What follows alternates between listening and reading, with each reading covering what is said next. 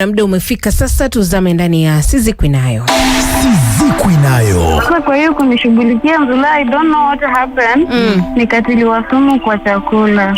Sizikwi Nayo. Kuna mtu ananikuja na usiku kama nimelala. Sasa huwa akiingia wanasikia malaika inanisimama. Watu wanazungumza wazi wazi bila kuogopa. Sasa anatoka kidogo na anakuja na mwanamke. Sasa wanalala tu hapo mbele yangu.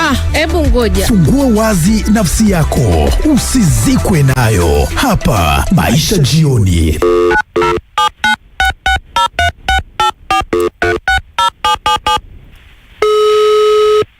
Hello.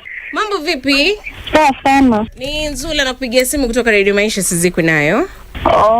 Ulikuwa umetutumia SMS ukasema ungependa kuzungumza. Nilikuwa nimetuma ujumbe. Niambie mami, story yako ni gani? Niliolewa 2017. I met this man in 2014 tukadate. Then nikakuja nikaolewa 2017. 2017 we started staying together. Alafu venye ilifika 2023 we are blessed with 2 kids. Wote wasichana. Sasa venye ilifika 2023 I realized this man was cheating on me. Realizing that going further nika notice kumbe already walikuwa washapata mtoi. Wako na mtoi paka asha grow. Na huyu mwanaume alikuwa ana manage kukuficha aje kwamba ako na mwanamke nje na bado ako na wewe? Sasa au unaona telltale signs, red flags? So hizo signs, hizo red flags, I started kuona juu nili-receive another mtoi wa pili nilipata hiyo 2023 mwezi wa 6 hapo. Na nilikuja kurealize sasa 2023 mwezi wa 8. Kumuuliza at first alideny. But baadaye after ni huyu mtoi wangu mkubwa ni mtu anajuana na simu kabisa. So alikuwa na phones 2, kuna moja aliacha kwa nyumba. So kuacha kwa nyumba hivyo kumbe huyu mtoi mkubwa alikuwa anajua password. Unaonanga ile yenye unaweza sema acha nichukue hii simu nione hizo picha za kitambo bado ziko. So I came to find out huyu mwanamke akiwa na ball, wakianza wenye walianza akiwa na ball mpaka amekuja amezaa. Mtoi akiwa mdogo to the extent amefika 9 months. My goodness. Yani in short this man was living a double life. Sasa kuprovide alikuwa na provide. Siwezi sema kwa na provide but ile presence haikuwa emotional presence. Haikuwa. So anaweza kuja every time ilikuwa naenda job saa zingine hata anarudi saa 8 saa 9 za usiku na huko. So I guess hiyo ndio ilichangia hadi nikapata depression. Sasa from there sema madharau. Anakuonyesha madharau. Sasa after kujua hivyo madharau ndio ilianza kukua mob. Did you confront him ukamwambia I already know what you're hiding? Sasa nilishamwambia hadi nikamwambia hivyo picha everything nimeona. Akasema ni ukweli. Nilikuwa natafuta njia venye ningeweza kuambia lakini nilikuwa nashindwa nitakuambia aje. My goodness. So ikafika time sister alikuwa mgonjwa. Ilikuwa stay kwangu ndio akawa anaenda check up Kenyatta. So kumbe walipanga deal huyu madamu akuje kwao. Kwako? Nikashtuliwa tu jana yake. Jana yake sasa nikaambiwa ukae ukijua tunaleta fulani mjuane. Nikamwambia tujuane. Mjuane kama nani? Hivyo ndio niliambiwa. Mke mwenzako? Hivyo sasa. Na wakati huu ambapo alikuwa ameconfess kwamba amepatia mwanamke mwingine mimba. Na bado uko kwa nyumba yako, bado mlikuwa mnakutana kimwili? Sasa hapo unaona hizo feelings ni nini? I was in denial, yani hakuna kitu ina happen. Sasa amekuwa arrogant hata pia yeye ana haja, unaona? Maana si anapata kule kwingine. Sasa nikakaa hivyo. Nikaambiwa huyo madamu anakuja mjuane. Nikasema hata kama ndio kujuana, ungejuania maybe mahali pengine hata not in your house.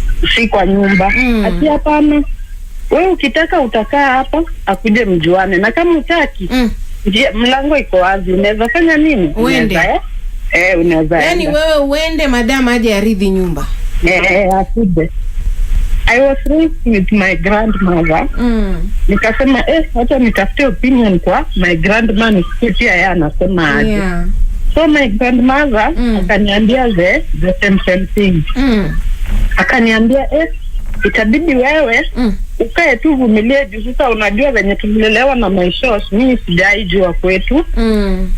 My uncle walikuwa wanatutusi so ikafika time nasema hata kama ni ndoa itabidi nivumilie juu hata hao watu sina mahali nitawapeleka. Una mahali pa kwenda. Nao sina kazi. Unaona? Sasa hata nikisema nitafute job siwezi fanya kazi juu mtoi bado ni mdogo na sasa ndio hiyo pia ni mbichi. So nikavumilia tu. Zeuma alikuja. Alikuja kiukweli mimi nilijua anakuja. Tuongee kisha aende. Kumbe Zeuma alikuwa amekuja kufanya nini? Kulala kwa nyumba yangu. Napata ako na hiyo nguvu na courage hata haogopi. My goodness. Alikuwa amekuja kulala ama alikuwa amekuja kumove in?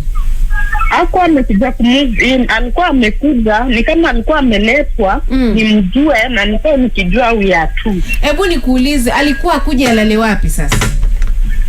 Sasa pia alikuja, mimi what I did venye alikuja niongea, mimi sijui nilipata wapi nguvu, sijui courage ilitoka wapi.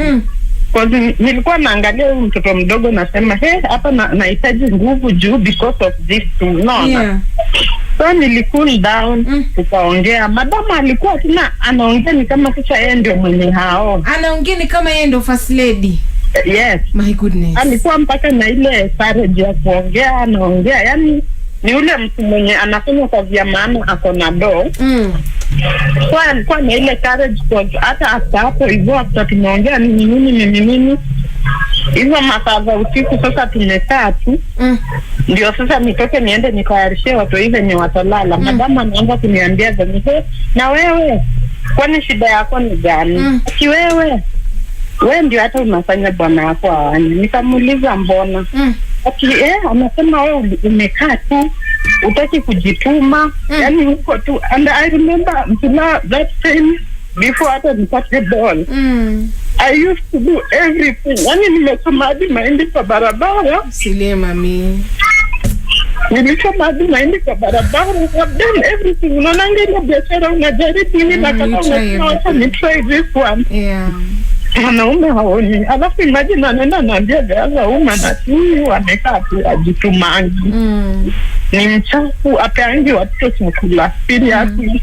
Mwanamke anakuambia hivyo na hapo kwa nyumba yako hiyo sasa. Anakuambia kwamba wewe ndio unafanya bwanako anahanya. Yes. Proudly. Nikasema tu acha tu nijitie nguvu kwa even if hata nikifanya kitu mbaya hapa watoto wangu wataumia, unaona? Yeah. Huyu mtu ashaamua na ameamua. Hakuna kubaka. So nikakaa tu kesho yake ikafika Zeuma na akaenda. Alilala wapi hiyo siku? Mimi sasa kitu nilifanya, I prepared myself, nikapanga watoto wangu tukaenda tukalala kwa bed wote. Sasa kama the sister alimtandikia hapo kwa sitting room wakalala na yeye hapo. Na hiyo siku the man never came back. He didn't come. Hakukuja. Ni muoga sana. Mbona alitoroka na yeye ni mwanaume? Hakukuja. Alirudi asubuhi. Alikuwa anajua kutawaka. Alikuwa anafikiria hivyo bakia yetu. You are very wise, mama. You are very wise. Unajua mtu mwingine angeshikwa na hasara jeruhi huyu mama. Singefanya hivyo. Especially mtu anakuambia eti wewe ndio unafanya bwanako anaanya ulishi watoto wako and you know you are trying everything to take care of your kids. Yes. So you did very well. Akaenda zake mwanamke. Ikafika morning jamaa akamkujia wakaenda. So from there tukakaa na the sister akapona, then akakuja akaenda. Nilimaliza 4 months. Nilianza kutoka na mtoi kwenda kufanya business kwa barabara. Mwanaume haoni.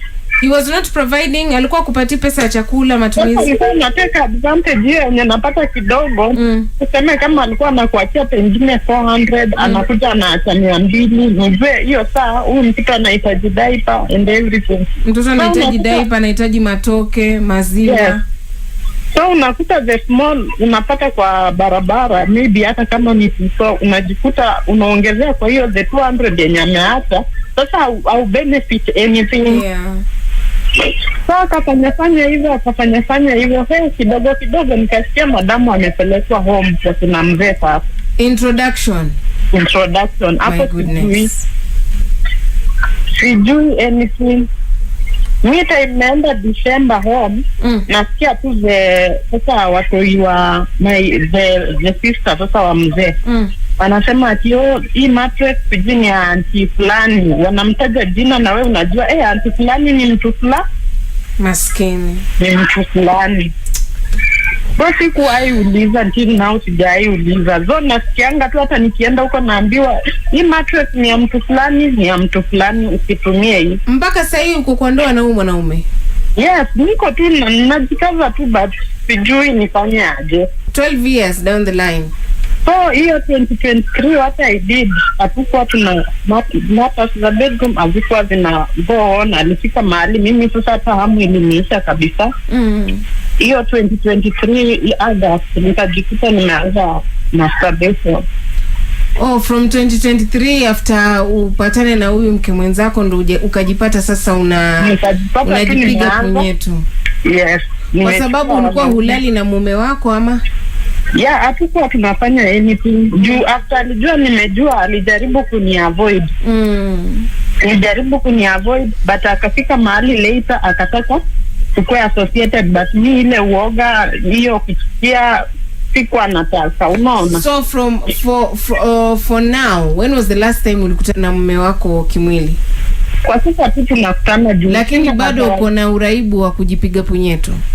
Sasa hiyo nayo imepungua, si kama venye ilikuwa hapo awali. I'm trying so much kabisa, yani niache.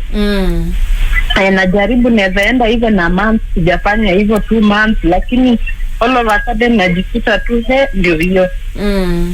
Sasa leo ndani ya sisi kuna ulikuwa unataka tukusaidie vipi? Sasa mimi nilikuwa naomba kama naweza pata advice venye naweza acha hiyo mambo ya masturbation, venye naweza iacha tu kabisa. Unataka uache? Alafu kama kuna mtu mahali ya anaweza kuwa na job. Do I think hiyo desperation pia ina lead to that? Maybe nimekaa tu hivyo. You are idle? Yes, I'm idle. Okay, ulikuwa unatafuta kazi? Yes, natafuta tu job cause I'm a controller, si perform vile, but nikapata maybe hata tu kwa kampuni, hata kama ni cleaning niko tu sawa, cause nataka tu nikuwe busy, maybe ni avoid hiyo kabisa. Sawa mami, nadhani umefika the right place, na mtu yote ambaye amekusikia na kama ako na kazi anaweza kukupatia, akicommunicate we will get back to you. Okay, yes. Sawa. Okay, thank you. I wish you all the best. Thank you.